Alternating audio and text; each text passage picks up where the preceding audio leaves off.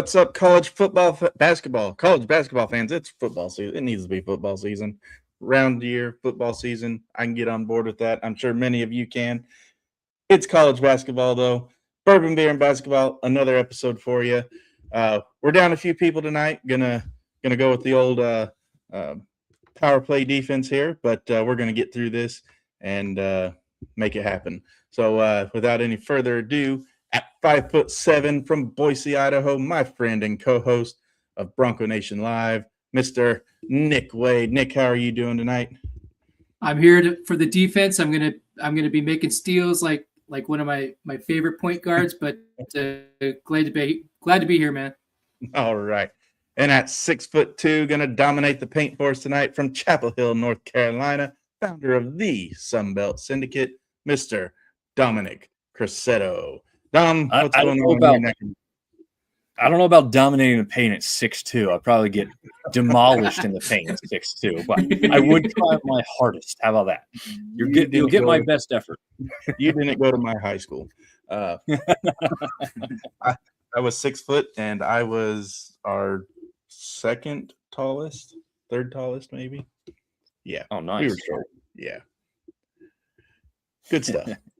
Anyway, fellas, it's just the three of us to start the show. Mr. Jonathan Yates, he may be in at the after the break in the second half. We'll just have to wait and see if he gets done. Y'all, if you're thoughts and prayers kind of people, give them out to Mr. Casey Wick. He is sick tonight, and so we don't have him on tonight. But we will we'll power through and make it happen. And then Josh, he had some other family things going on tonight. So it's just the three of us to start out. What are you guys thinking of the college basketball season? Actually, you know what? Rewind. Brand shout-outs. Dominic, what are you drinking tonight? Oh, yeah. That's a good call. We're gonna pop these suckers open. So this is a local brewery known as we're gonna see that Gizmo. Nice. I'll get this right at some point. Called the Beekeeper. It's a honey wheat ale. So let's see if we get a good pop on this one. This is this one's not far from where I work. It's technically located in Raleigh, North Carolina, but it's not far from Durham. So Raleigh, Durham, is kind of known as that, two areas in one. This is really right in between them, right outside of what RTP is, which is a lot of businesses. So Beekeeper, let's see what this is like. Okay, this is great. It's a light beer. Let's see what it says. 5.5 ABV. So, this is one of those ones that it'd be like a good day drinker. So, Beekeeper from Gizmo Brewing. Nice. We have our first comment coming in from Mr. Benjamin James. WSP and Wolves Up. I think he uses WSP as What's Up, his version of What's Up. I got you. That makes more sense. Yeah. Currently watching A-State women's basketball dominate Lady Bobcats of Texas State. Glad you're on the show tonight. Give us your takes. What are you drinking tonight, if anything? And give us your hot takes on the current state of college basketball. Yeah. When he refers to A-State, for those out there, that is Arkansas State. That's his team there. So he's very proud of their women's program as well. And Regina Weyerman, hello. Welcome to the show. Glad to have you on. Hey. All right, All right, Nick, what's your brew of choice tonight? Well, hold on. I have a TikTok comment right now from Bendick Solheim. Says, hi, bro. Hi, Bendick. Welcome to the show. All right, now, Nick. Again, I'm your resident based guy over here. I'm just sipping on a cup of Joe, from still cruising through that box of K-Cups. But shout out to the viewer shouting out the women's basketball team. I do a lot. I follow a lot of the women's sports for my school. So shout out to him, man. Good props. Yeah. And of course, our women's are tied with Air Force right now at 6. So Boise State and Air Force playing. Nice. I'll put it up at 6. It's basketball, so we can talk about it, right? Yep. Hey, it doesn't say men's or women's. You got a Right. good point. Yep. We all know that it's a men's dominated, not necessarily because they're so much better or more deserving, but that's what sells. So if you want to start talking about women's basketball, you better blow this podcast up so that we can do it. We need the viewers to do it. So I'm recycling from last week, mainly because there's not a whole lot to choose from where I'm at. So I'm going back with the patron saint of brewers, the St. Arnold Art Car IPA. It's a good one. It's a very hoppy American IPA. It's a 7.1. So, okay. You're stepping it up a little bit. So it's nice. I like it. It's drinking enough ABV for you and Nick. Yeah. I'll tell you what, this is going down good. So I would recommend the Beekeeper to anybody who's like a light beer fan, just want to drink literally for flavor. This one's a good one. You need to head on over there and try and get him a title sponsor. Speaking of title sponsor, if you are a brewery or a distillery and want to be a title sponsor for Bourbon Beer and Basketball, shoot me an email, samtalksports@icloud.com, and let's make it happen. Back to Benjamin. He says this past Saturday game with A-State, Arkansas State, and South Alabama, snug for me when having an 18-point game and blowing the lead and allowing the Jags to force OT and win. Nick and I know all about that. When Boise State gave up a 23-point lead and a 17-point lead to UNLV to lose in overtime for the second time this year, losing in overtime to UNLV. So this was that one that he's referencing. I did not see live. I went back and watched the ending. Absolutely ridiculous. I'm not quite sure how y'all's ended up, but with this one, it was like a 6-point lead or 7 point. I think it was 7-point lead with like 20 some seconds left. Looked like game over. There's no way you could win. They get like a quick 2. They foul. They miss. They come down. So I guess they got a quick 3. So it's a 4-point game. They foul. They miss the first one. They get the rebound. They come down. The guy is literally like, it's Chaz Harris, who's the best player on South Alabama's team. He's kind of like running and shooting the 3 all at the same time, right at the 3-point line. They also call the foul. So he hits the 3, nails the 4th at the free throw line. Now there's 1.7 seconds left or something like that. They throw the inbound pass, don't get a shot off, and then South Alabama goes on to play the better overtime and win on the road at Arkansas State, with Arkansas State and South Alabama both having the ability to kind of jump up in the standing. So it was a big turning point in Sun Belt basketball. Wow. Sam, didn't in that UNLV game, didn't Gibbs Lawhorn score like 17 points in a minute 10 by himself? It was he could not miss in the second half.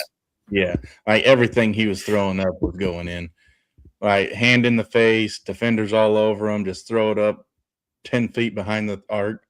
Slight exaggeration, and just nothing but net, just draining it. It was ridiculous. It's almost like you want to double team them just so that somebody else has to score, but I don't even think that would have worked. It's crazy. It doesn't sound like.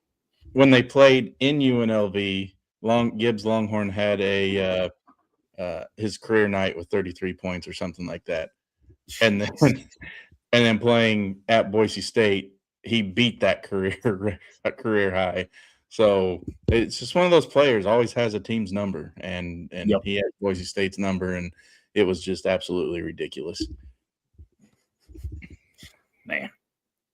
So, well, the fall of number 1. Arizona's currently in a tailspin right now. They've lost to Kansas and Texas Tech, but we kind of foresaw that Arizona wasn't going to go undefeated. And we were going to see what kind of team they were after the Kansas loss, if they were going to be able to bounce back. And unfortunately, it does not look like they bounced back well, losing to Texas Tech. Is this good tournament prep for them, having this brutal of a schedule later in the season to say, all right, we are good. We've slipped up a few times. Let's get it back on track. Maybe suffer these losses before you get into tournament time. Good losses, bad losses. What do you guys think? I would say, I mean, they're good losses, right? Neither of these teams were unranked that they lost to, and neither of these games were out of hand, right? Like they could have made a few more plays and won both of these. I will say yes, it's good to lose before the tournament, before the conference tournament, even to go ahead and have those things to work on. I don't know if I want to be worried about the constant thought process and pressure of having to stay undefeated. Yeah, it'd be great to put that on a shirt and clamor all about it, but it means nothing if you go undefeated in the regular season, somehow get bounced before the championship game of your conference tournament and end up being a 2 seed. I don't, with Arizona's schedule, I'm not sure they'd end up being a 2 seed type of thing, but all that matters in the end, as we know, is championships and rings. So you can lose 5. If you end up with that championship, no one's going to remember you lost 5. They're going to remember you won the championship. So right. Unless you're Ohio State in football and you lose to Michigan and then win the national championship, then everyone's going to remind you didn't beat Michigan. True. Sorry, Todd, if you're watching. Hey, clip this part. Clip this. Nick, what do you think? Is it bad from morale standpoint going into a losing streak? You lose one more, you're officially in a streak. With such a tough schedule, especially right here at the end of the year, you're basically playing your March Madness starts now. They don't have an easy opponent the rest of the way forward. Yeah. If you look at it, the way that I kind of measure things, they lost at home. So, I mean, it matters for them if they want a regular season championship. I think, I don't know. I'm measuring them on that fact alone.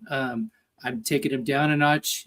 Houston also lost, but they lost away to Iowa State on the road, which, if you're a great team and you're vying for a conference championship, you win your home games. So that doesn't really put a ding on Houston. I think their loss is great timing because it's a good chance for them to reset. There's like 6 games left in the regular season.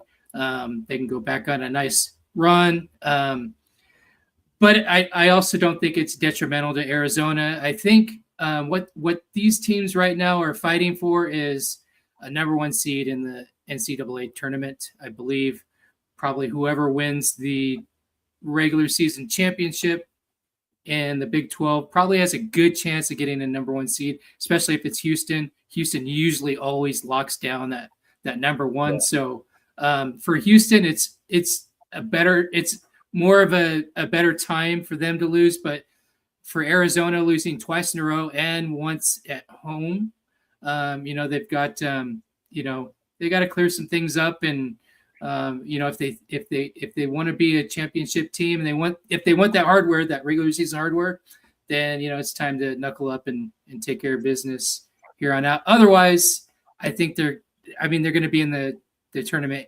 either way. Yeah. I don't think even if they lose every game and get bounced first round of the tournament, of their conference tournament, I don't think they're going to be left out. They may go from a 1 seed to a 10 seed, but they're not going to get left out. Yeah, and I think they'll even still be a high seed because, I mean, like what you just said, let's look at the last point of their schedule. Only 2 teams are unranked, and all the other teams that are ranked that they play. Oh, sorry, BYU's towards the bottom. They're the 23rd. Oh, yeah. We know how good BYU is, but they play number 2 Houston, number 8 Kansas, number 6 Iowa State. So I mean, they have a gauntlet, like you said. They could lose those games. They're still going to get a lot of respect for that. Yeah. Yep. So the fall of a number 1 means there's a new number 1. Michigan back on top. In fact, I think we all saw the bracketologist coming out, putting Michigan and App State, creating the most hilarious matchup if App State wins. I don't think Michigan would ever schedule another game for the rest of their life in any sport against App State if that happened. But can anyone besides App State slow down Michigan? They are super hot right now. They haven't lost since their loss against Wisconsin, only loss on the year. Is there anyone hotter than Michigan right now?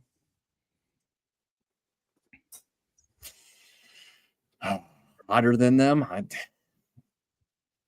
I'll throw out Iowa State being pretty good. I mean, their win streak isn't as big. It's only 2, but I mean, this is a team that Nick just talked about. I mean, they're 15-0 at home.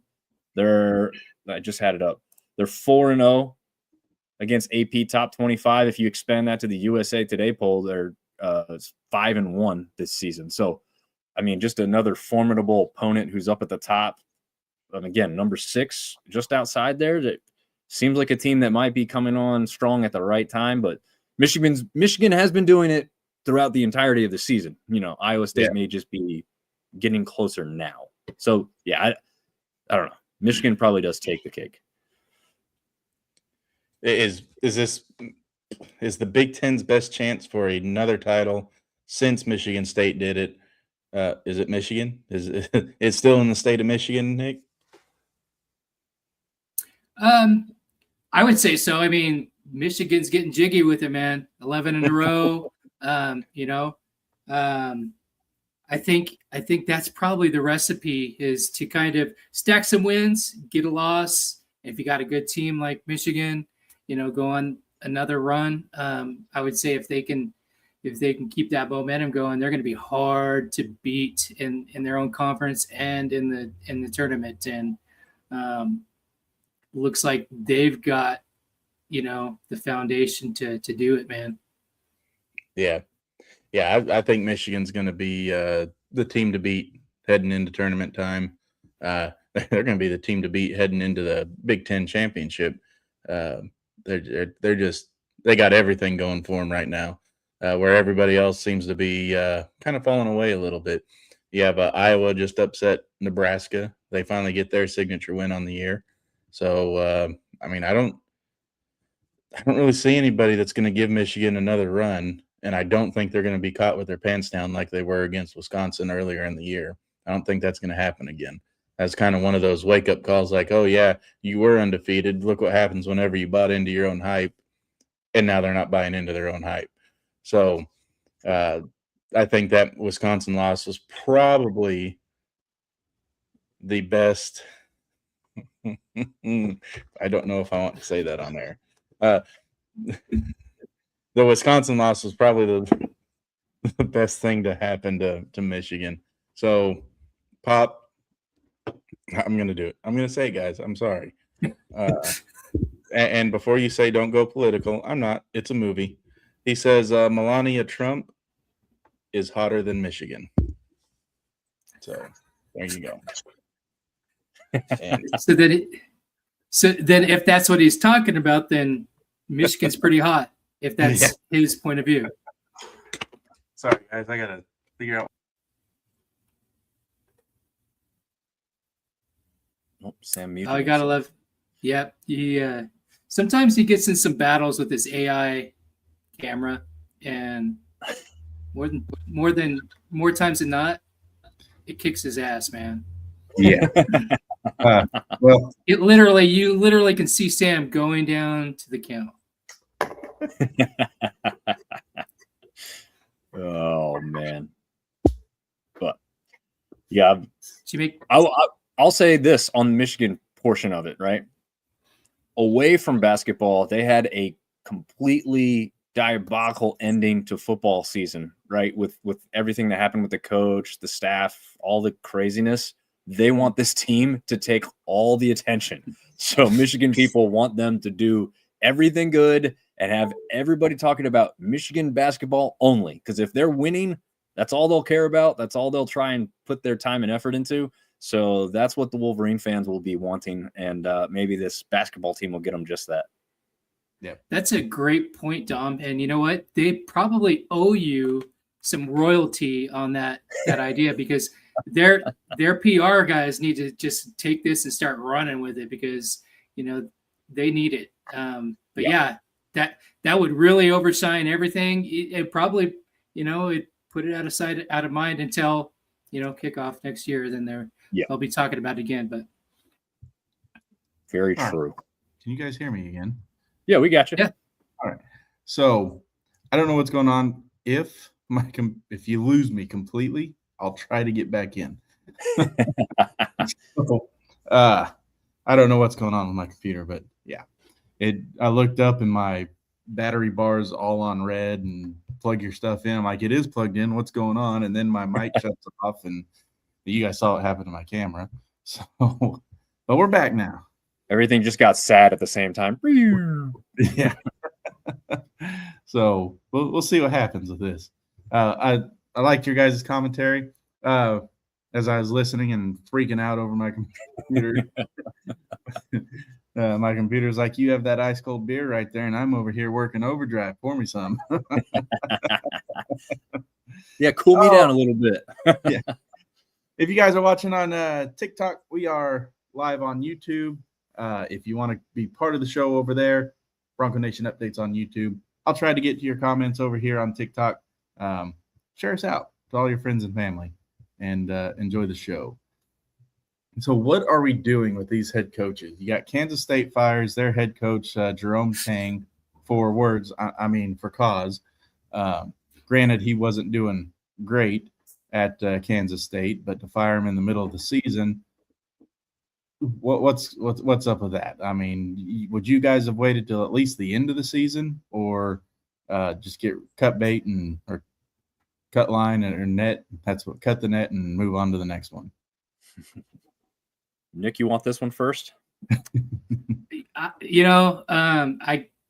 I reckon that the folks over at Kansas State like a good old fashioned dumpster fire, and they couldn't wait just to throw the match in there. I don't know. I don't, if it were, and I have no credibility whatsoever, but if I was running the place, I didn't see anything worthy of cause there, other than, a record. But if they fire him because of that, that's not cause. So I think what this is them trying to say, because of his words at the press conference. Right. And I think that this is a cheap way of trying to save some money.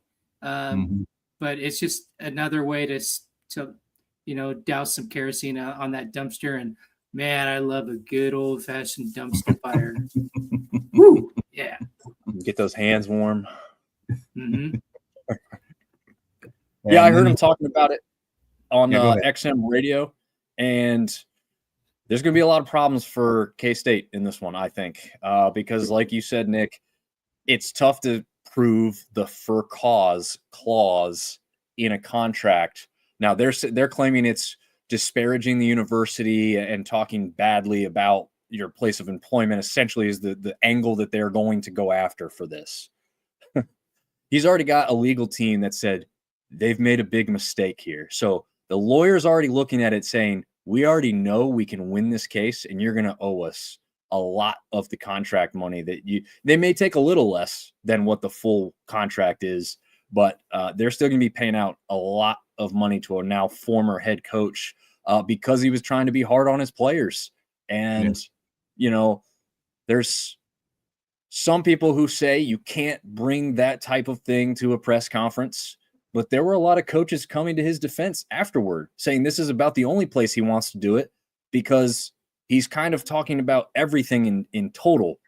It's a mention of the players, but he's really talking about all of it, right? And so some people didn't like it, but I think Nick's right too. They're trying to douse this fire that's not going to go out anyways. The record is bad. You want to cut bait now. The other thing I don't understand, and the same thing with football, you're not hiring a coach tomorrow, right? Like you don't have somebody at the ready for this. So I'm not sure why the move was made now. Why don't you start the search in the background now, knowing you're going to try and make that move? And then, you get a better hire probably because of it. But I don't know. Yeah. And a coach that could be on his way out the door over at UCLA, Mick Cronin, tossed his own player in a blowout loss to Michigan State after he chased them down from behind. I think live it looked a lot worse than what it was, and that was the reaction of the coach. I think if he would have taken the time to watch the replay, he would have seen that it was a basketball move and not malicious. What do you guys think? Warranted, or is it a coach that's on his way out the door given UCLA's current record? I guess I'll start on this one.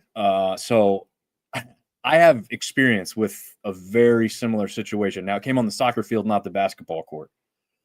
I talked back to an official after he made a call I didn't agree with, and then I got a yellow card because of the dissent toward the official. My coach pulled me and told me right then and there, you're not going back in this game.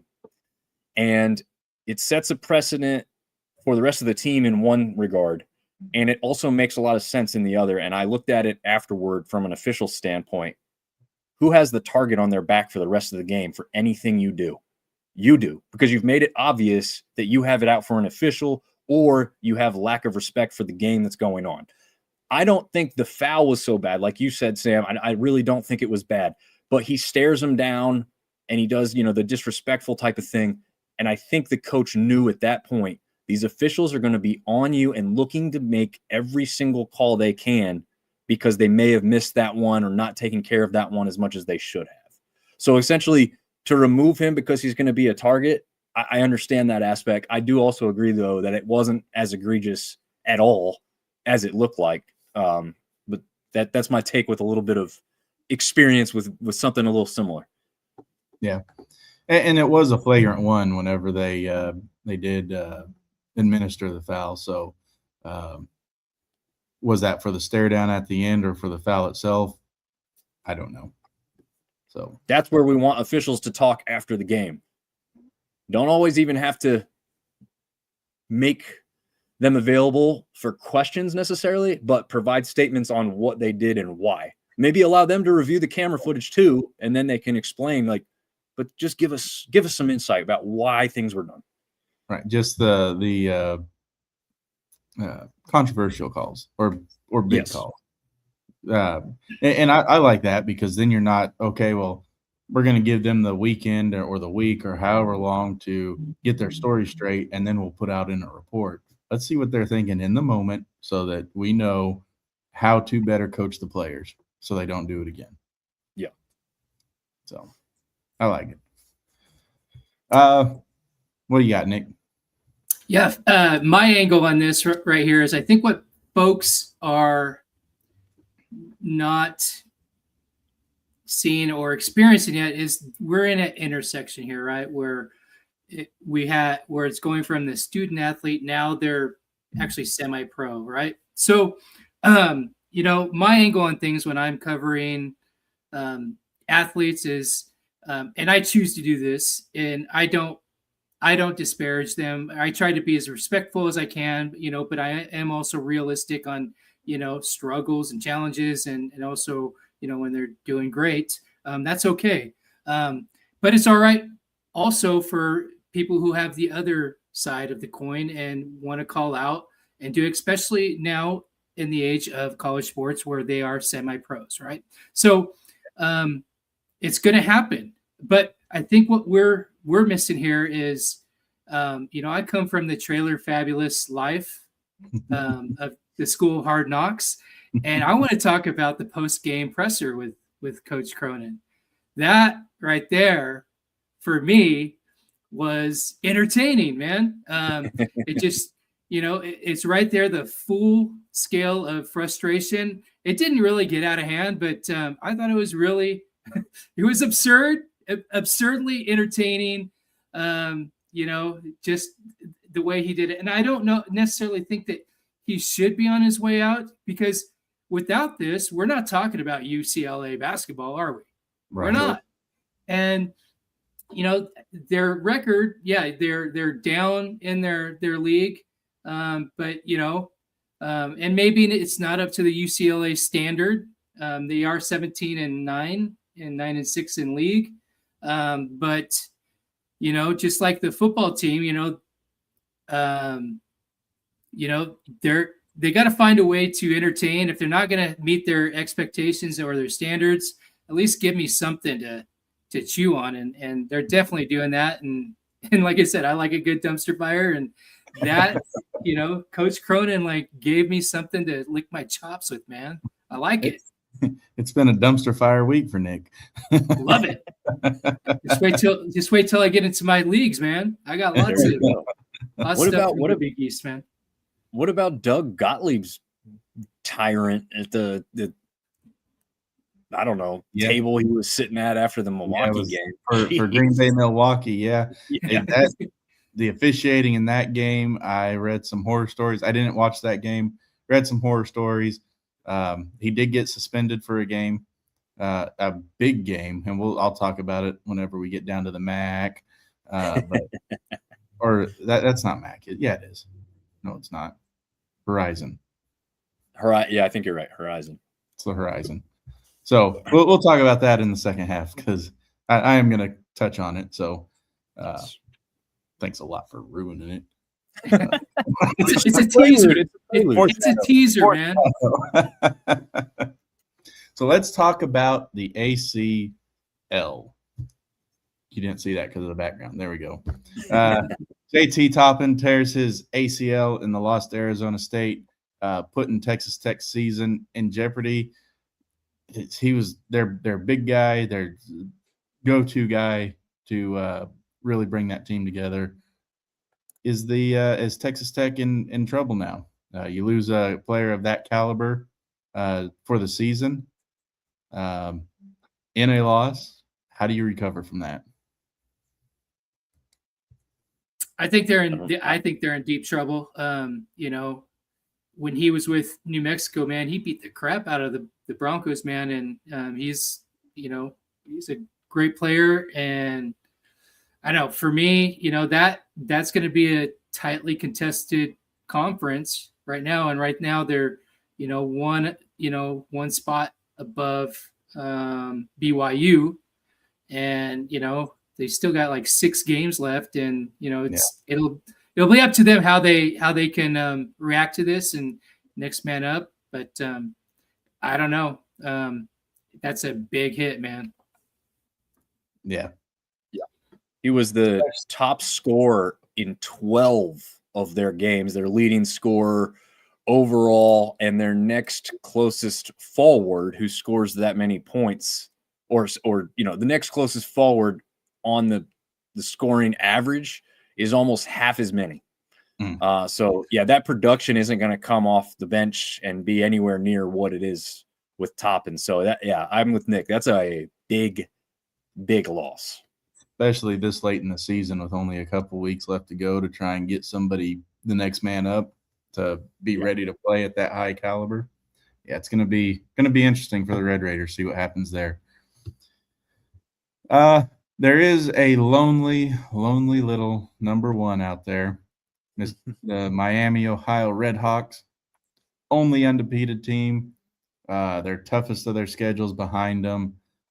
If they lose in the MAC tournament, let's say the MAC tournament championship game, just to make it really interesting, does the MAC get a bid thief and send 2 people in a conference that historically only sends 1?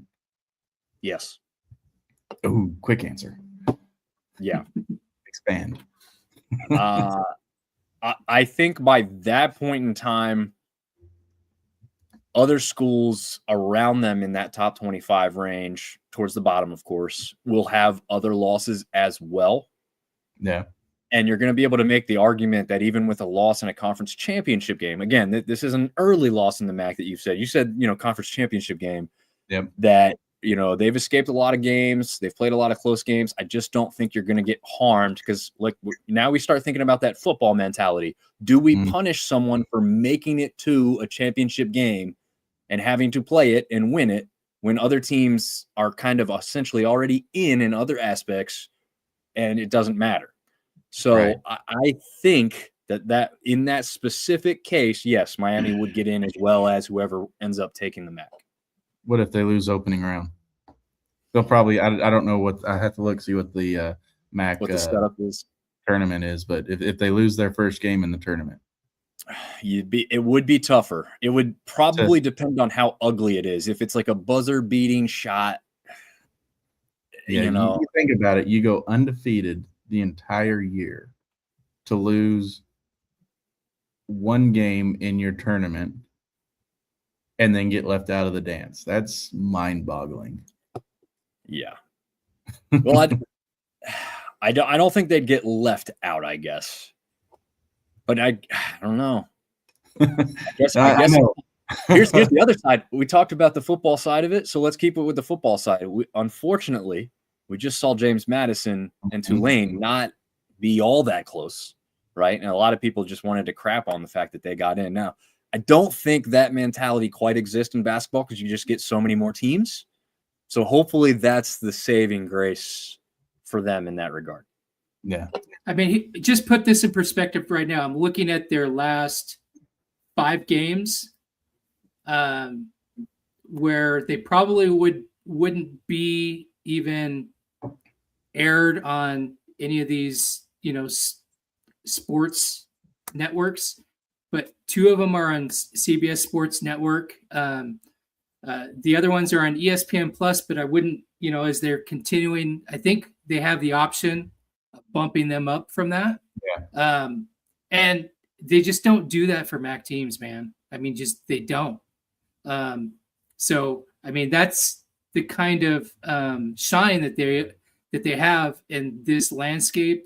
Man, I'm rooting for them. I hope they go undefeated. And I think they,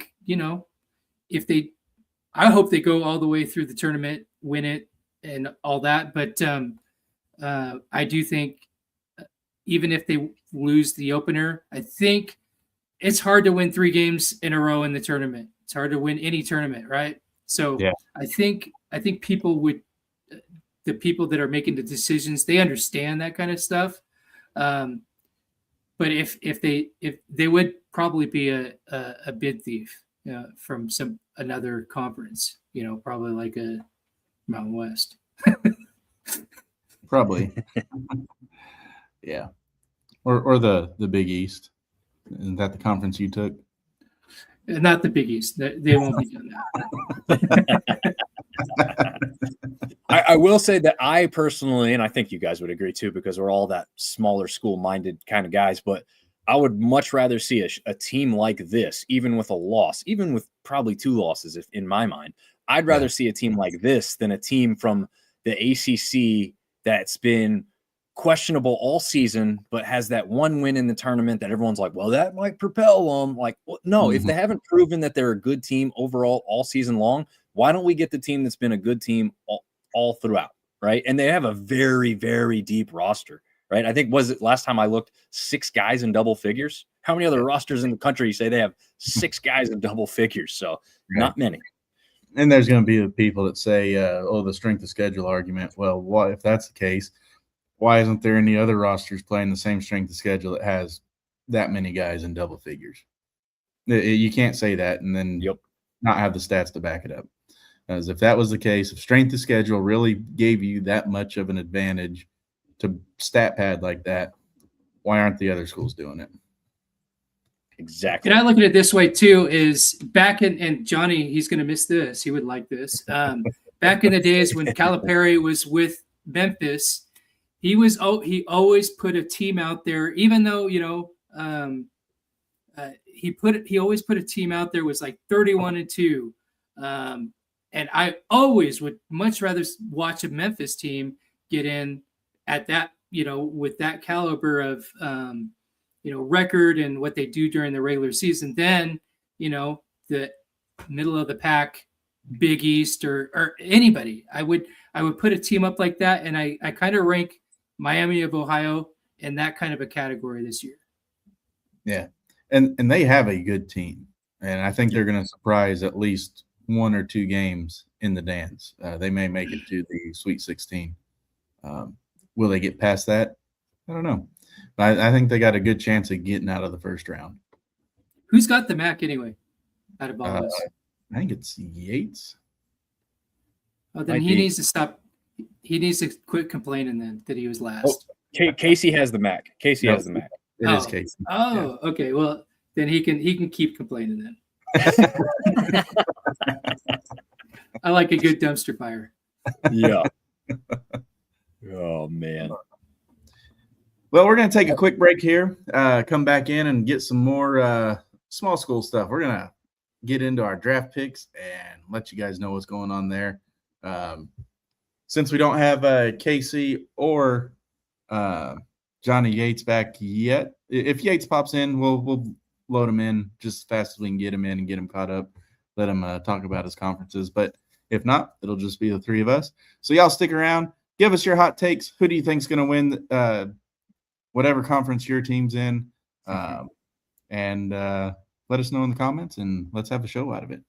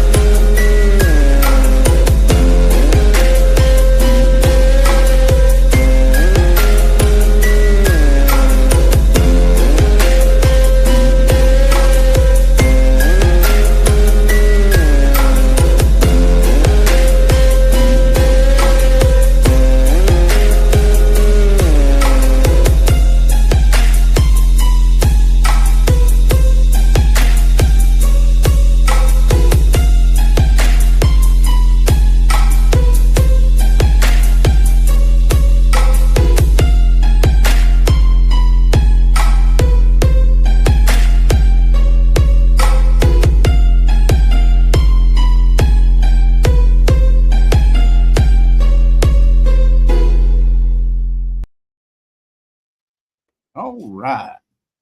Welcome back to Bourbon, Beer, Basketball. I just had a office flashback. Beats, Bears, Battlestar Galactica. That's awesome. Oh, okay.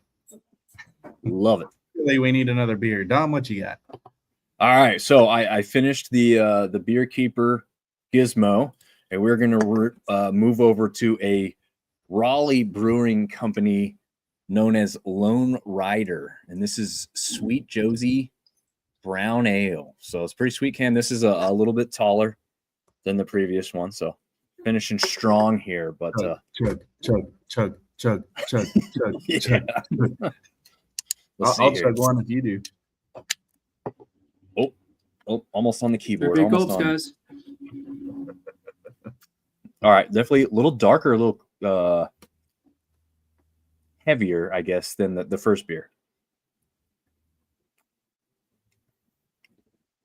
Good flavor, though. I like this one. I think I've had this one before, if I'm not mistaken. So, Lone Rider Brewing Company has a number of cool cans and flavors. Maybe we'll break out another Lone Rider one in the episodes to come. But also a very cool logo for their brewery. See if we can get a good shot of that. I don't know if it'll come into focus in the camera or not, but he's got, like the old cowboy looking dude on there. So very nice. Yellow and black. That almost might be the colors. What was that other the Black and Gold podcast? Yeah. Whenever we were looking at you for our football and chill segment on Bronco Nation Live, that was one of the other that just from a glance, that's what that logo almost looks like, is their black and gold little cowboy pilgrim hat looking thing. Yeah, it does work kind of like that for that. Yep. Nice. Maybe they need to get with him for a endorsement deal. Yeah.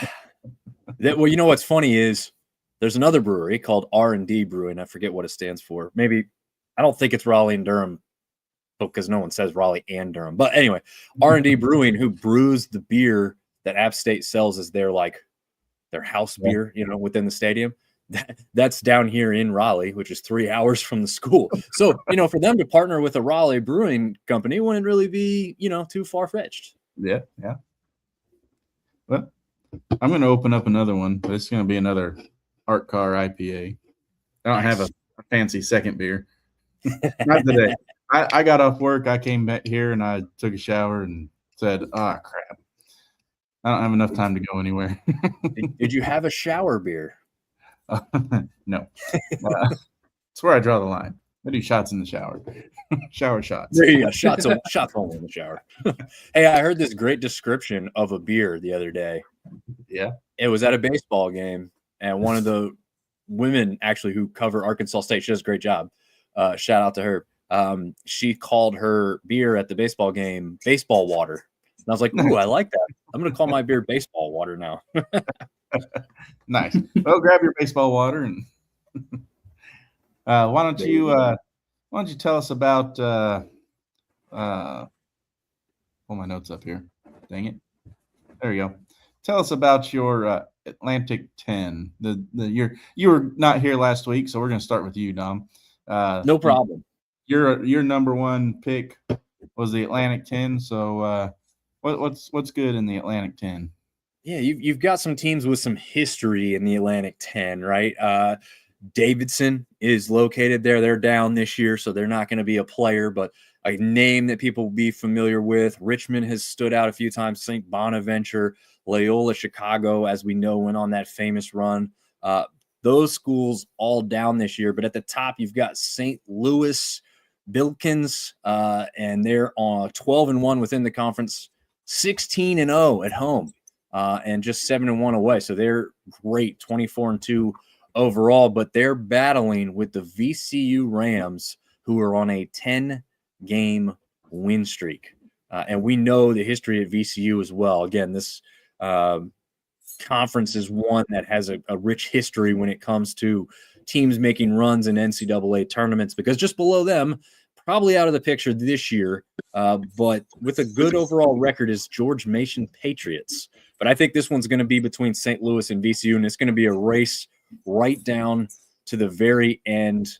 They do play each other 2:20 Friday night. They face off on ESPN2. It is a nationally televised game. That one is one you won't want to miss. Nice. Who's going to win it? Woo. Let me remind myself who's playing at home. Okay. So both teams are great at home. Both teams are also very good on the road. But I think VCU's 10-game win streak comes to an end at the home in the hands of St. Louis. Ooh. St. Louis, they just had a heartbreaker too, didn't they? Yep. 1-game losing streak. You don't lose many in a row when you only have 2 losses all season.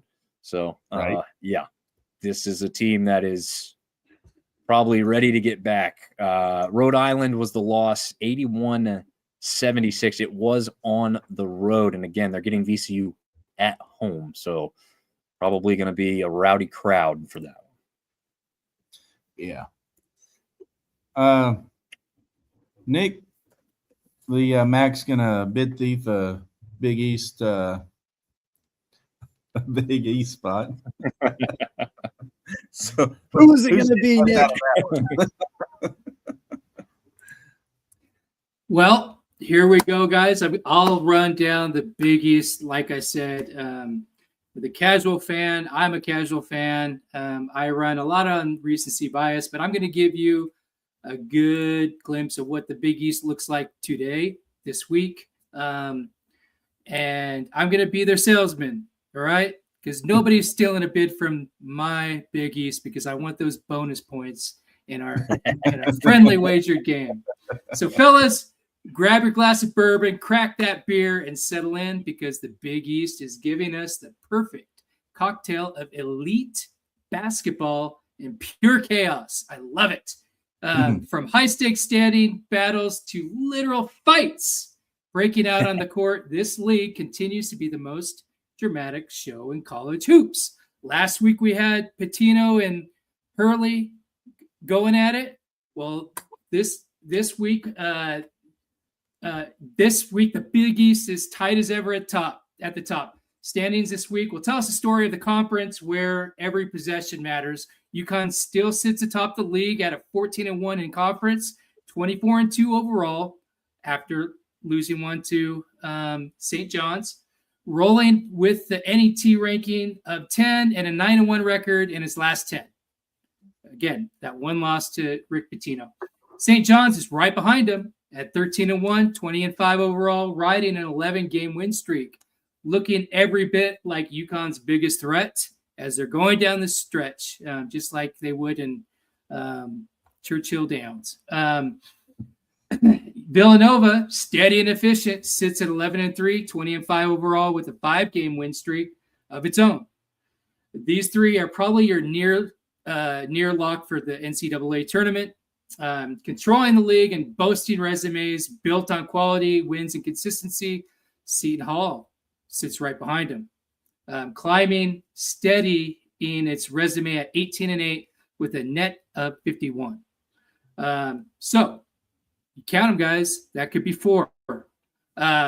Meanwhile, the chaotic middle, Creighton, Xavier, Georgetown, and DePaul fight to stay on the bubble with the net rankings ranging from the 80s to the 100s.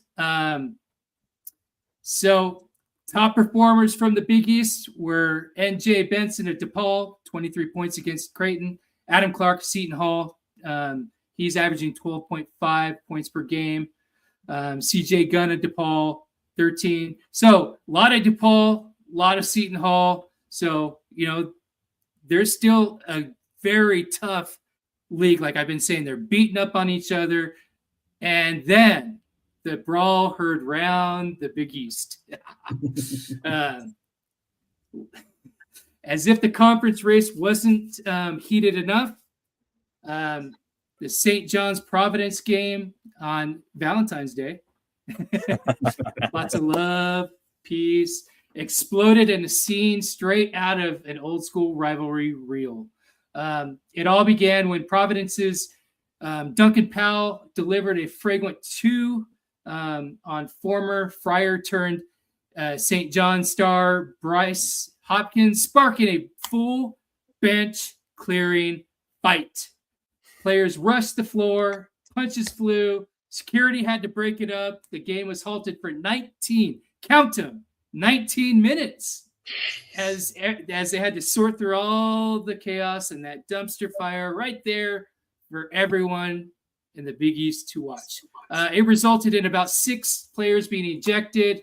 And then the Big East did follow up on their own kind of discipline. They suspended Powell for multiple games, including an automatic NCAA suspension plus additional games for conference for combative actions, basically letting the fist fly. So St. John's is collect. I guess not. But our guy, what they needed was they needed a good dose of Chris Childs over there. He would have, There you go. He would have taken care of some business. But resulting from that, St. John's is still on a roll, 11 straight wins. So UConn's looking over their shoulder, and this is going to be some good basketball right in the last 6 games of this stretch of the season for my Big East. Got a little update for you. Now, The downside of this show or prepping for any show is that we have to do it beforehand. But Creighton just beat UConn tonight. Ooh. So St. John's is now number 1 because, as you just talked about, Nick, see, this is where the prep pays off too. Nick just talked about Creighton being one of those bubble teams that could jump up.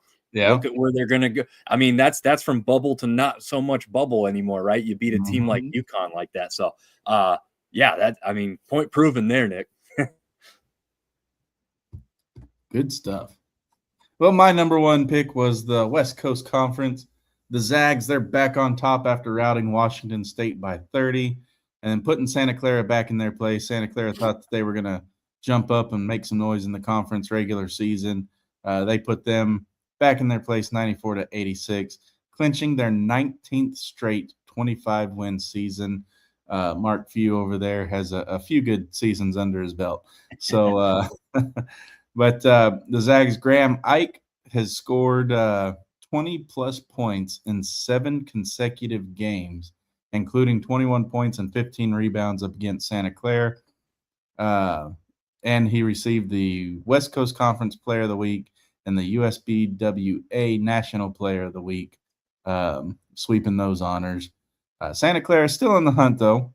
They're only about 2 weeks behind, and they're only 2 games behind. 2 weeks left in the regular season, only 2 games behind. It's a narrower path, but the path is still there. St. Mary's, they're 1 game out, which is going to set up next Saturday's probably the West Coast Conference game of the year next Saturday between Gonzaga and St. Mary's at St. Mary's. But for this week, probably the biggest game of the week is Gonzaga at San Francisco. San Francisco's kind of a streaky team. They could lay a hurt if they wanted to. But that game's on at 10 p.m. Central Time, 8 o'clock Pacific on ESPN2 for all those late watchers that want to see some basketball late in the evening. But Gonzaga is a 15.5-point favorite with a 90.4% chance to win. And the only reason I made that a key game this week is because of what the Pilots did to Gonzaga a couple weeks ago. So Portland was able to knock them off. This is in San Francisco, so we'll see what happens there. Nice.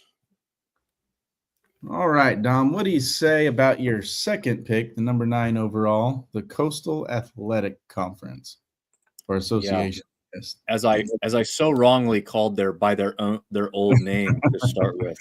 We won't make that mistake again. But yes, as we talked about, and as most people know, especially in this part of the country, before this season even tipped off, it was UNCW and it was Charleston, College of Charleston. Sorry, I was going to say Charleston Cougars. But it's going to be those 2 teams at the end. Another tight race. Although UNCW has the win over CFC thus far, they do play one more time. The bad news for Charleston is they're going to need help from other teams in the conference because they have a 2-game. Well, they're really just 1.5 games back. So not only would they have to beat UNCW to jump over them, but UNCW would have to trip up. They do play the number 3 team currently in conference in Monmouth, and they are on a 3-game win streak, so that's not just a walk in the park, going to win that one easily. However, all the remaining opponents for Wilmington come towards the bottom half of the conference with Campbell, Elon, NCA&T, all part of the ending schedule for the Seahawks of UNCW. So I said I expect them to take it. Charleston to still try and put on a run here towards the end. I think everybody else is kind of middle of the pack, all jammed in there. It's really those top 2 teams that are the only 2 that you really need to be talking about as far as the CAA is concerned. Hofstra had a chance, I think, early in the season looking decent, but they can't win on the road. They're just 8-8 on the road, even though they're 7-2 at home. So, yeah, I think it's that coastal battle over there with UNCW and Charleston. Can you imagine if Coastal Carolina was in there too? It'd really be a coastal battle. yeah. That now in baseball, the UNCW coastal thing is a big one. So well, and Charleston just beat Coastal Carolina in baseball yesterday. Took down the number 6 Coastal Carolina Chanticleers in baseball. So yeah, if they could get all those schools together for some kind of tournament, I think it'd be a good thing. Yeah. All right, Nick. What kind of dumpster fire drama can you drum up in the Summit? Your 12th. I can't, man. I can't top what's going on in the Big East. Yeah.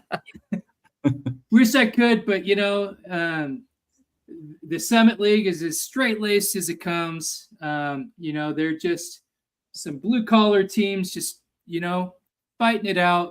They got, again, from last week, I think the top 3, all have a shot. The experts are giving the Tommies probably the nod with the best chance to get in.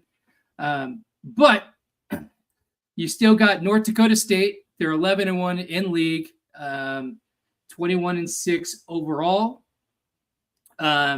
They are the clear leader right now. They had the inside track, but again, the Tommies have that recency bias. They have, the experience being in the tournament before. North Dakota State would be a great story, especially since they've just made the news. Their football team is making the jump, so this would be good for their overall for their school. And then you got St. Thomas. They're right behind them at 10-3 in conference, 21-7.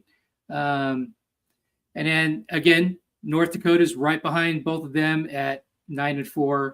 And then you have the middle of the log jam tier. And unfortunately for them, it really does come down to 3 that are up on the top. The cream is on the top already with just, a handful of games left. See some key games that over the last week, you had Omaha. We'll give some shine to Omaha because they are sitting at 4th. They beat Denver 83-76. They had their star Lance Waddles went 6 for 6 from deep, 21 points with 5 trays. But basically, this is a 1-bid league. So like I've said the last couple of weeks, I was hoping and praying I'd get Big East because that would give me the best chance to get numerous bids, and nobody's taking anything away from Big East. Don't even think about it, Mac. Yep. The Mac's taking it. When San Francisco wins the West Coast Conference, they're going to take another one. Oh, gotta love the friendly rivalry. Love it. My second pick, number 10 overall, was the Atlantic Sun. It's pretty much Austin Peay's to lose. They seem to be in pretty good control, and they're doing it behind Colin Parker. He averaged 30.5 points a game last week, including a 39-point performance against Queens, who's also a conference contender. And he earned newcomer and ASUN Player of the Week honors. So Austin Peay, if you can corral Colin Parker, then you got a good chance of beating him. Central Arkansas, they're not going away without a fight, though. Currently on a 10-game win streak. Ty Robertson and Luke Moore have the Bears within striking distance of the Governors, and they're setting up a pretty dang good matchup here in a few games. I think the 28th, if I'm not mistaken. I could be mistaken. Don't quote me.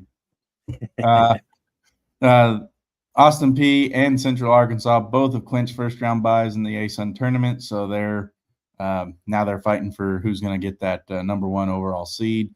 But Florida Gulf Coast, a name we've all grown to love as a Cinderella in the tournament, they're lurking in the shadows. They may cause some issues come tournament time. They're not going to win the championship, the regular season championship, but they're lurking. They're getting there. They're on a win streak of their own, a 4-game win streak at home at that, and it's going to be put to the test this week as Jacksonville comes to Florida Gulf Coast and puts their 4-game home win streak on the line.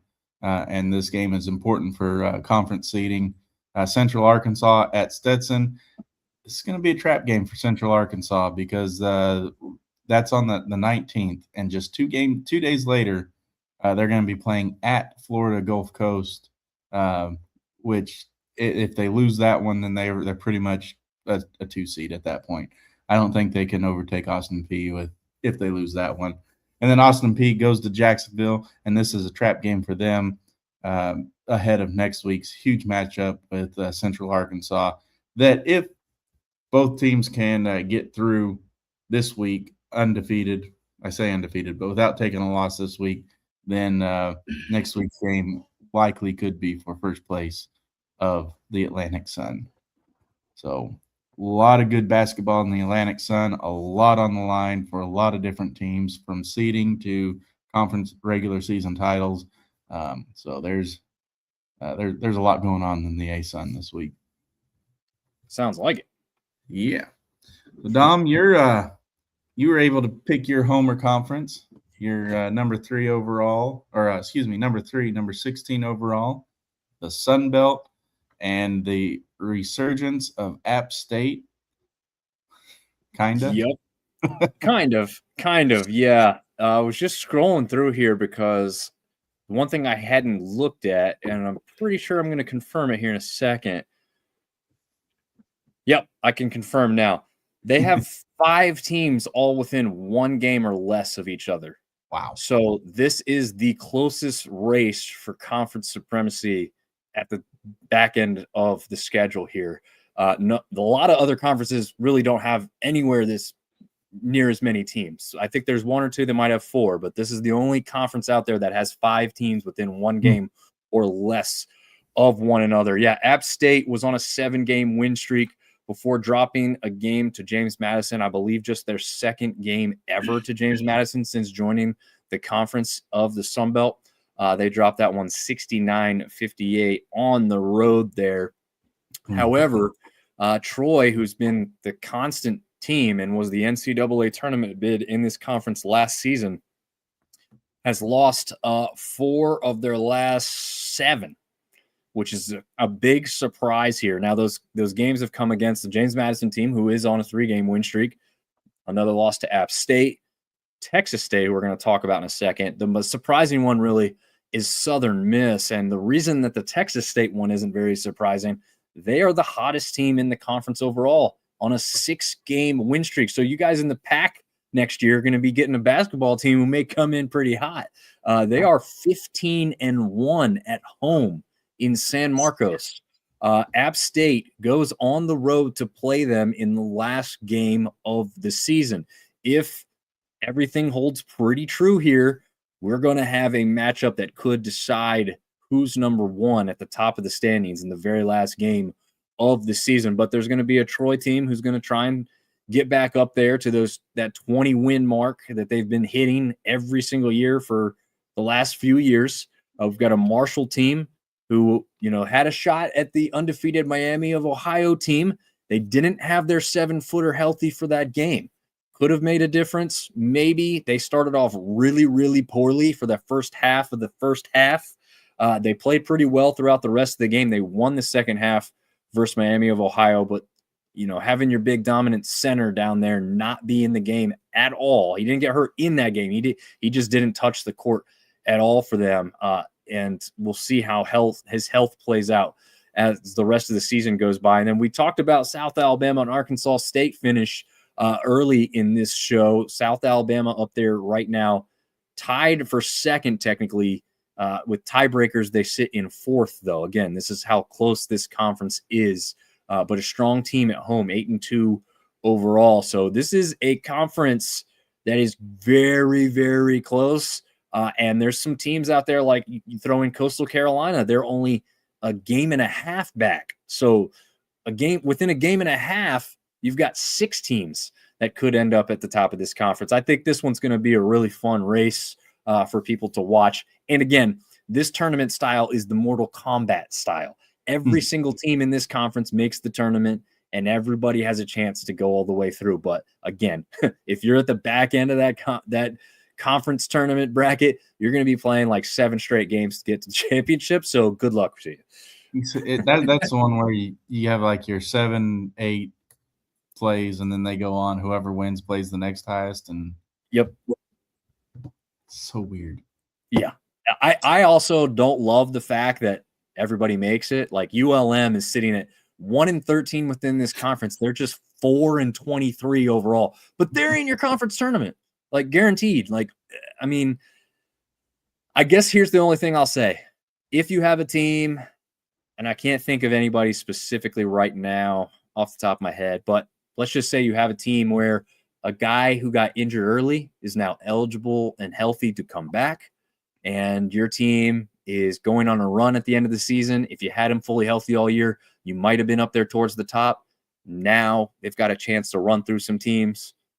You give them a shot. So I do like it for that aspect. I like it for the craziness, but you do also have to be a realist and say, if you're going to make all these teams play 3, 4, 5 games in a row, at some point your luck's going to run out. So the realistic nature is you still want to be one of the top teams and sit for a little while. Right.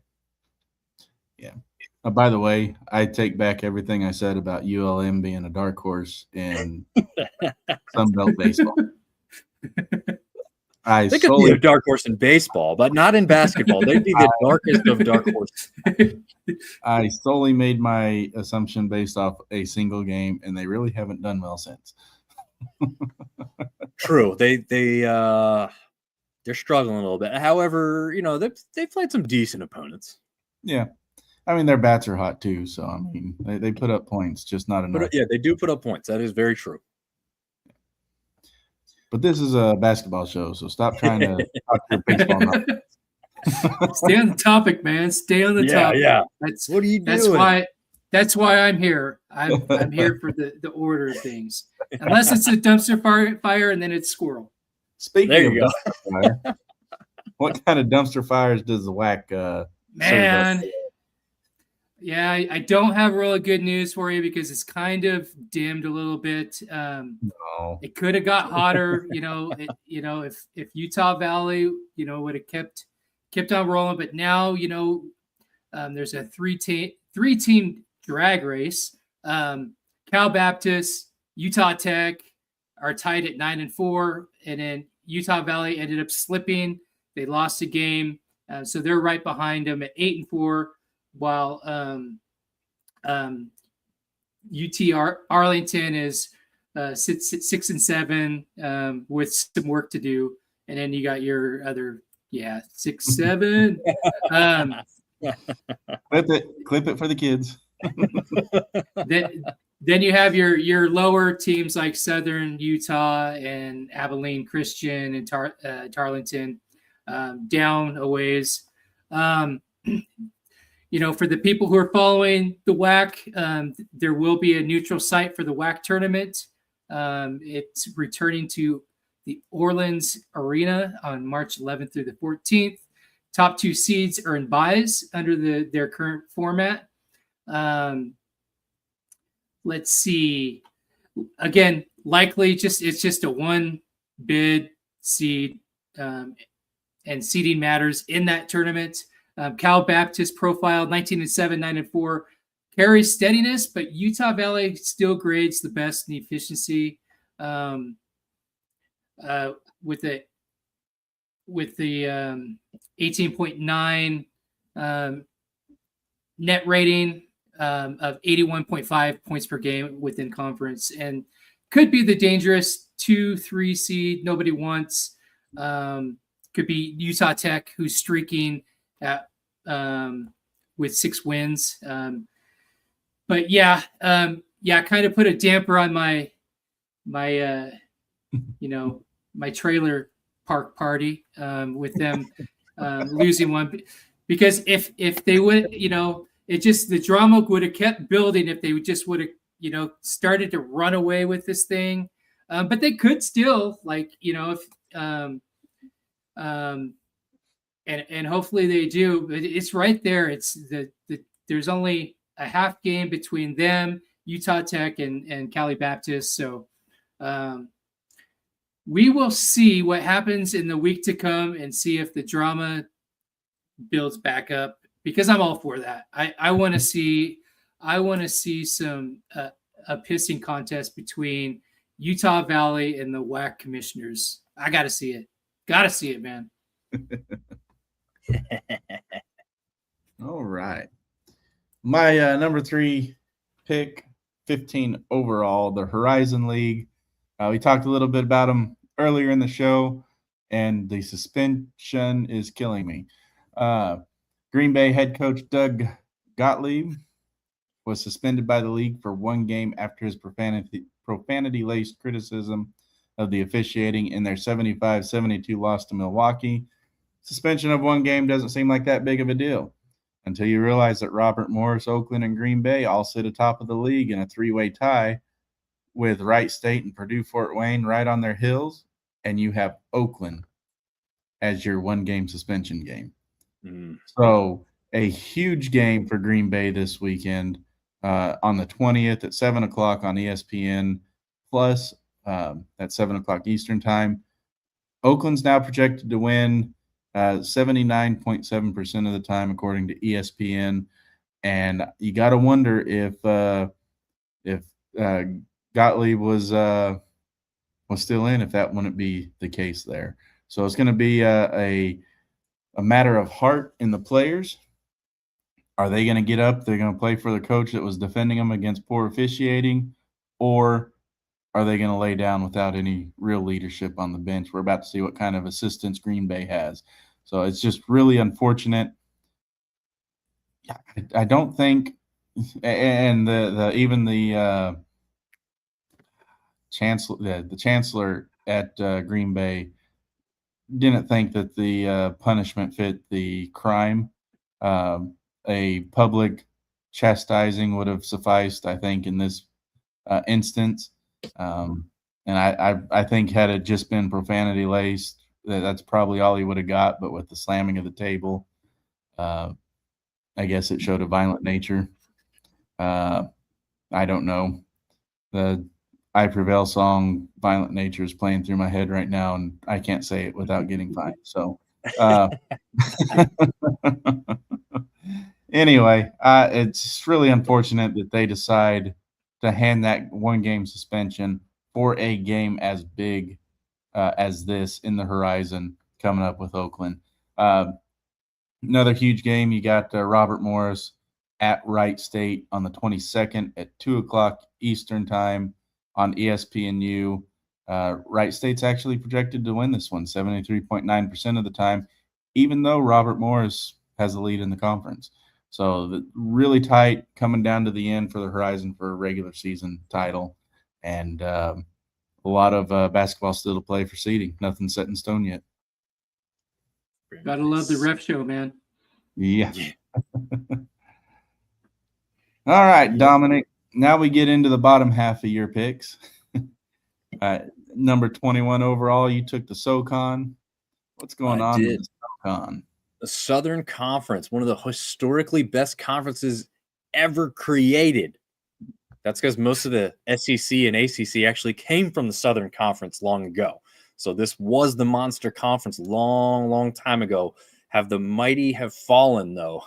How the mighty have fallen, though, because now you've got teams like UNC Greensboro and VMI and Chattanooga Mocs, although Chattanooga is usually one of the better teams. They are at the bottom of this conference towards this end of the season. VMI is actually the last place team, which is, I think, what was it? A couple of years ago, VMI was like the highest scoring college basketball team, but they just didn't play any defense. They beat people like 130 to 116 or something like that. But they they still didn't have a great record somehow. They just scored a lot of points. But you've got not quite as many as the Sun Belt, but you've got a battle towards the top between East Tennessee State, Wofford, and Mercer. Not far behind, you have a couple teams that I think are probably going to be on their way out just because of how the schedule sets up for some of the top teams. East Tennessee State has already beaten Wofford. They get another shot at them, and they have to play Mercer on the road. So they are number one here, but they're just a game and a half above Wofford, 2 games above Mercer. But they don't have that easy road, as we just talked about. With Wofford, they've got a couple teams here in Furman and the Citadel that they probably should beat, but Wofford and Furman, they're like a baseball throw between the 2 campuses. So that's a big-time rivalry. That's not one that's going to be easily taken. The Citadel game should be a win, but then they go on the road to play ETSU. That's going to be Murderer's Row. On Mercer's side, they get to play Chattanooga, who we talked about being at the bottom of this conference. They play at Western Carolina towards the bottom of this conference. They can get the shot at ETSU, again, a team that they have they did lose to them earlier by 6 points, but again, very winnable game. The problem for them that stands in their way is Samford, a team who is currently the hottest in this league, winning 5 straight games, and Samford themselves, within those 5 games, I'm thinking, man, I got to remind myself, were those good wins? Yes. In those 5 wins, they beat Mercer, Wofford, and ETSU in the last 3 games in a row. So I don't think Samford has any shot to win the regular season title, but this is a Samford team that you should watch out for come conference tournament time. I think your dark horse to win the conference regular season may be Mercer, but again, the odds-on favorite as far as Vegas is concerned, I would say is ETSU. Good stuff. All right, Nick. The NEC screams dumpster fire. NEAC. I mean, it even sounds like national, everyone's a dumpster fire conference. No, they are right.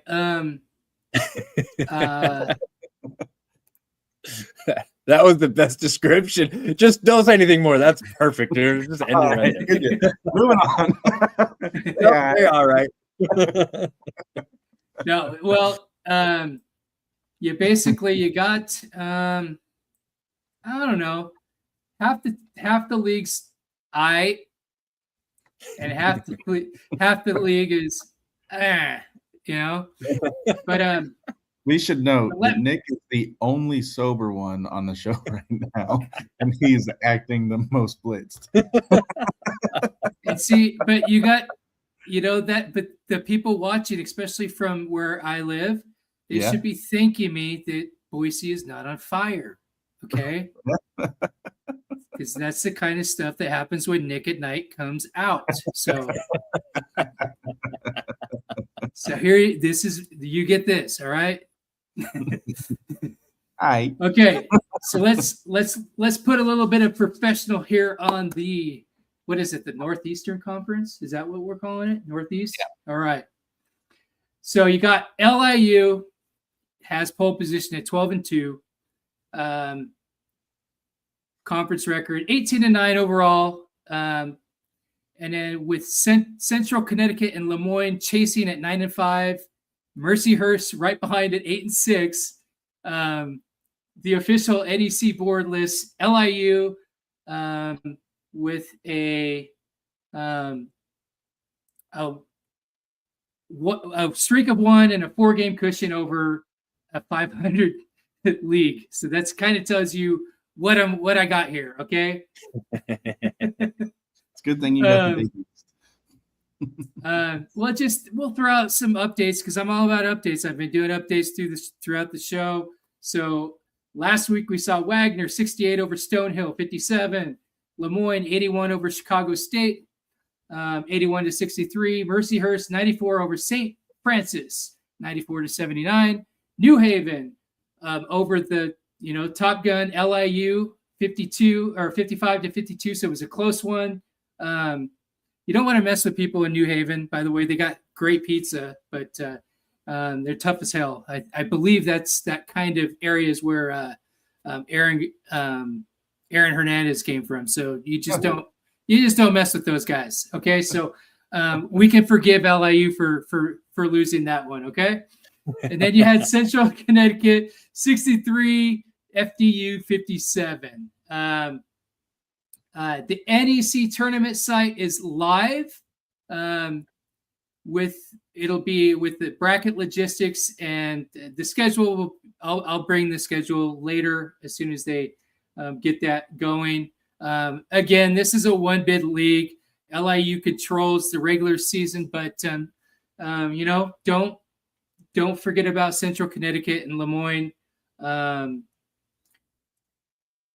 So one bid. Their top performers of last week is Benil Basil Wagner with 16 points in the Stonehill win. And that's what you have in the good old NEC. Nice. Other NEC news for all you football fans out there, I believe Chicago State, their inaugural football season is 2026. So I think you're right.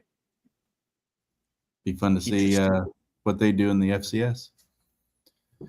I think they have 6 FCS teams scheduled and 4 sub-FCS teams scheduled for their inaugural season, if I remember right. Do they have any division? Do they have any FBS teams? Nope. Ooh, man, I need go to get that one of payday, those. man. Yeah, give me one of those paydays, man. We got a new program over here. I'll take a couple beatings for a couple $1 million. They probably couldn't get it joining this late in the season. True. Late in the game. They might get it next year. There's that one school on the West Coast. I think they're Oakland, something like that. They're from Oakland, but they literally have their classes are in a gym, and they go and they just get their asses handed to them, and they get a paycheck. I think Idaho State. Idaho State beat them like 80-7. Oh my goodness! They got their money's worth, man. Yeah. So that's what Chicago State needs to do, man. Yeah. Well, the true MAC. It's so much better than the MAC that they needed an extra A. My number 22 overall pick, the Mid-Atlantic Conference, or Mid-American Athletic Conference, MAC, was I don't know why that's so funny to me. It's funny every time. I don't know why. Merrimack holding a 2-game lead behind breakout performances by freshman Kavere Kennedy, who became the first MAC player to bring home MAC Player and Rookie of the Week award in the same week. I need to make better notes because I can't do that with a straight face. Merrimack relying heavily on zone defense to hold offenses to season lows in scoring, and it is working.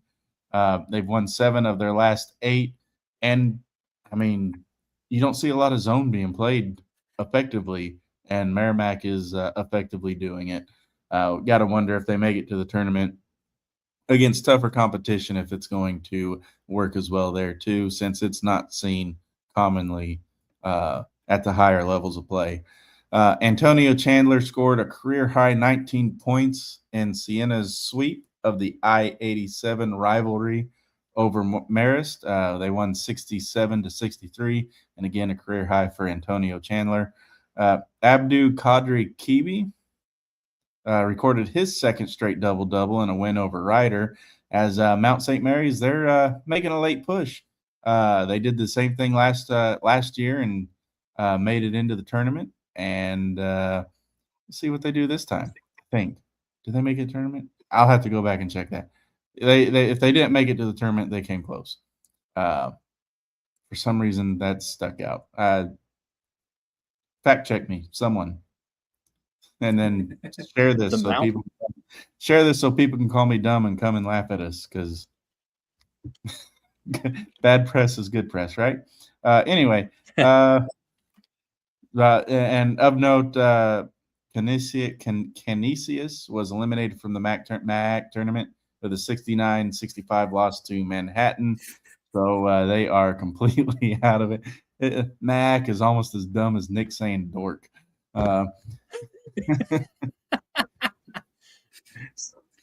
Which Boise State plays the Dorks, tonight? Tomorrow? They do. Lots of them, man. Yeah. Great for Boise State, man. Yeah. So key games this week in the MAC is Merrimack at Siena. Really, Siena's got to win this one if they're going to close that 2-game lead on Merrimack and try and win the regular season title. That's on the 20th at 7 Eastern on ESPNU. And the other one, St. Peter's at Iona on the 19th, has major seeding implications for those mid-tier packs. Not a whole lot of other really good games going on in the MAC this year. Or this week, I should say. But it's pretty much Merrimack's to lose. But there are a few teams out there that can try and do something like Mount St. Mary's and Siena. I fact checked you. Mount St. Mary's did make the tournament last year with a 93-49 loss to Duke in the first round. Welcome to the tournament. Goodbye. Yeah. Hope it was fun. And they did it with a late season push, because I remember I was on work. We have our tech weeks once a year. We go in and do our MSHA and OSHA certifications and whatnot. And I sat next to a guy. I said, "Don't sleep on Mount St. Mary's." I'm like, "Yeah, I've never heard of them. I'm sleeping on them." And I started following them, like, holy crap. They went from nothing to something just like that. I'm like, well, all right, then I'll never sleep on Mount St. Mary's again. Yeah. Well, they also ran into a Duke team that had Cooper Flagg and Con Knipwell on it. Right. So these guys are making noise in the NBA. Yeah, that was always going to be a tough ask. Yeah, they're pretty good. Well, Dominic, you are the only person on the show tonight that had a supplemental pick, because you were you were so low. You've got the AEC. I really wanted the American East. I mean, supplemental is disrespectful. I really wanted. I could tell you knew that they would be there for the last pick. Or second to last pick. Yeah. This one, I'd say from UMass down. UMass, UAlbany, New Hampshire, Bryant, Maine, Binghamton, they're out. You can ignore them. I don't think anybody there is going to go on any runs, even in a conference tournament. But you've got a lot of people at the top who are top heavy. And again, this is going to be a 1-bid league, so there's no chance that 2 come out of here. But New Jersey Institute of Technology, the Highlanders, are currently in first place at 10-2, but they're just a half game above UMBC, who we know has made some noise in conference NCAA tournaments here in the past. But the one that always seems to take this conference in the long haul is Vermont. They are only 1 game out of first place. So those 3 teams all kind of play each other towards the end of the season here. It'll get convoluted if I try and go through who's hosting who and everything. But just know that this conference will come down to the wire, just like the Sun Belt. Again, not as many teams, but these top 3 teams are really going to be battling it out. And it's interesting because I figured one of these top 3 teams will be playing like the bottom half of this conference, and they'll have the best chance to win. No, they're all in a round robin kind of against each other at the end part of the year. So as a 1-bid league coming down to the wire, this one's kind of one to keep an eye on. I'm not quite sure if any of these teams are strong enough to kind of make some noise in an NCAA tournament this year anyway, because, UMBC's got the best overall record at 16-8, but everybody else 15-12, 17-10, they're not totally blowing you away. But as far as just watching this one for close, good games, this is a conference to keep an eye out. If I had to put something on it, man, I think recency bias would have me go UMBC, but I don't think you'd be taking too bad money if you took a chance on the Catamounts of Vermont getting back to the big dance again. Yeah. We have a comment here. Sorry I missed it earlier. Scrimpy, 2146. Wisconsin's Nick Boyd earned Big Ten Player of the Week. That he did. He had averaged 27 points per game, 4.5 assists, and 2 top 10 wins. Recorded 25 points against Illinois and 29 against Michigan State, extending his 20-point streak to 7 games. So very nice. Yep. Is he a guard? 27 points? Probably. Yes, senior guard. Nice.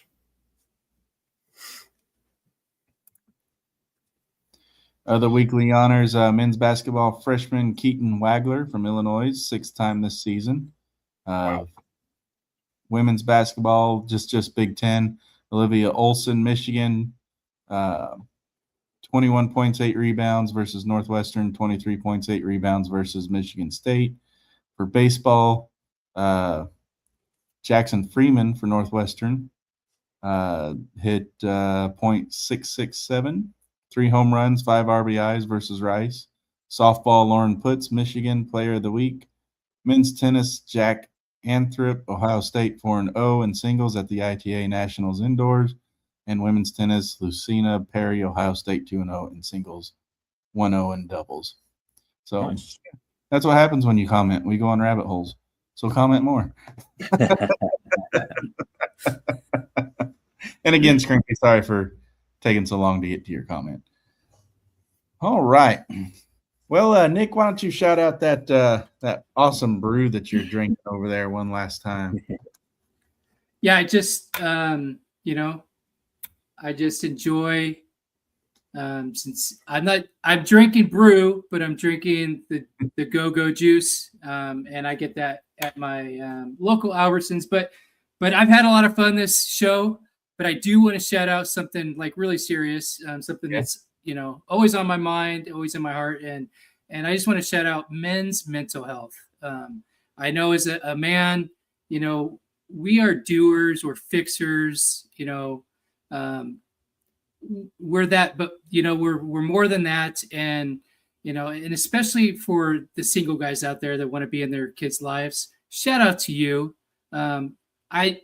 Firsthand, I know how hard it is to be able to see your kids. Men love their kids just as much as the women do. And it's not a knock on anybody, but it's just something that's kind of overlooked. So shout out to all the men out there who are in a battle that nobody knows about. Nice. Agreed. I'm not crying. You're crying. Dominic, what's your let's do a Nick term here. What's your go-go juice of choice tonight? What are you shouting out? Yeah, well, we had the Gizmo Beer Keeper. All right, so that one went down easy. This one's a little heavier, but we got the Sweet Josie here from Lone Rider Brewing Company in Raleigh, North Carolina. So some local brews there. So yeah, I'll just I don't have anything as good as Nick to shout out, but I came repping tonight, like these guys, they're technically at the top of the conference again right now. I mean, technically tied with Troy after tonight. But they have the tiebreaker because they beat them head to head. So, nice. maybe our guys will have a shot at a good seed in the tournament and get themselves back in the big dance. So the first time since the COVID year that nobody remembers they even made it, because it was like 7 people allowed to be in the gym to watch the game. Right. We'll shift gears a little bit to baseball. I know you're big on baseball. The Sun Belt is a big baseball conference. 2 or 3 ranked teams right now. Yep. 2 teams, Coastal Carolina and Southern Miss, ranked within the top 25. Southern Miss will definitely stay there and probably move up. I think Coastal will stay there. They were number 6 when they lost. They lost by 1 run to College of Charleston, so I believe they'll stay within the top 25. I don't think we have any teams that are going to be jumping in to the top 25, but that's not to say that it won't happen later on in the season. So we'll see, but definitely college baseball in the Sun Belt is the number 1 sport. We had James Madison make the playoffs in football. I understand. Big year, big thing for them. But as far as top to bottom is concerned, baseball is this conference's best sport. And you're done with all your baseball previews, right? Yes, we had, I believe, 10 of 14 teams work out for us. We had 2 teams couldn't quite get on the same schedule to make it work, and we had 2 teams we didn't hear from. So surprisingly, it was the 2 teams that don't get any coverage at all that didn't respond. Wonder why? Yeah. You have to wonder something there, right? Where can the people go to find those interviews if they're interested in baseball? Yeah, absolutely. So we pretty much upload anywhere and everywhere anymore these days. But the best places, as always, is YouTube and anywhere you listen to audio podcasts. If you search Sun Belt Syndicate, you can. I mean, some really good interviews with some coaches and some players from the teams. It wasn't just us talking about these guys. We got them on there and let them talk. So we tried to ask some fun questions and some entertaining stuff, but also find out about what they were thinking about going into the season and what they expected to come out of it. Good deal. Yeah, I've been catching a couple of those episodes, and they're really good. So I recommend people like me who like baseball. Yeah, and I don't have a local team here. I have a softball team, but I am getting that fix from you, my friend. Well, we hope to continue the baseball thing. Like I said, there is a ton of traction on the baseball side of things across social media and everything for these teams that doesn't exist on the basketball side.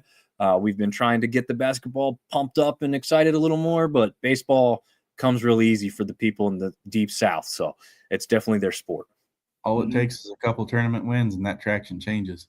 It's very true. Little basketball news. Looks like Boise State's finally starting to put something together against Air Force in women's basketball. Finally has the lead 65-58. Nick, what quarter are they in? All I see is a score. I know you got your score. There's 47 seconds left in the fourth quarter. They were trailing 30. They were trailing 26-30 at the half. Air Force is on a 4-game win streak, so really glad to see the score the way it is right now. Yeah. You've had some women basketball players on your guys' show, right? Yep. We've had a handful of them. I think with just about every starter. Wow. Yeah. But before the season's done, we'll have all the starters and maybe an upcoming freshman or something. Nice. Yep. Speaking of that show, Nick, where is that show at? Yeah, you can find a lot of Boise State content, and we're venturing to other things right on our YouTube channel at Bronco Nation Updates, or we also collect that on our website, and you can go to bronconationupdates.com and just go in there and have yourself a time, man. Yep. Good stuff. All right. Well, I'm not drinking anything that you haven't seen. The Art Car IPA by St. Arnold, the patron saint of beer, or brewing, I should say. The oldest brewery in Texas. It's pretty good. Very hoppy American IPA, 7.1. This is my 5th one. I'm just kidding. Second. Hey, Nick, you know those dumpster fires you were talking about? I think Sam was going to have one at his house. Yes. It's after the show is going to be the show, man. Yeah, there you go. If you want to see an after show, donate here. And we'll stream longer. But that's going to wrap it up for us tonight. Tune in next week, same place, same time, Bourbon Beer and Basketball. If you're interested in Boise State sports, Nick and I are on Bronco Nation Live tomorrow night at 7 o'clock Mountain Time, 8 o'clock Central. And we're still trying to get confirmation. We may have Doc Haskell, national champion head coach for Boise State Esports, going to come on and talk Hawaii Invitational and the new heroes in Overwatch. Maybe. We'll see. Follow Bronco Nation Updates on Facebook, on X, on TikTok, and everywhere for all updates on all of that. If you are interested, we will update as soon as we have a confirmation on that. If we don't get it this week, try and get it next week. But for Nick, Dominic, and the guys that weren't able to make it tonight, thanks for tuning in. Bourbon Beer and Basketball, same time, same place, next week. Come bring us your hot takes, and we'll throw the good ones on air. We'll throw them all on air unless they're inappropriate. So come next week and tell us what your favorite beer is, favorite bourbons are, and let's have a good show. Let's have some fun fan interaction. So again, for everyone here, thank you. Have a good night and stay safe.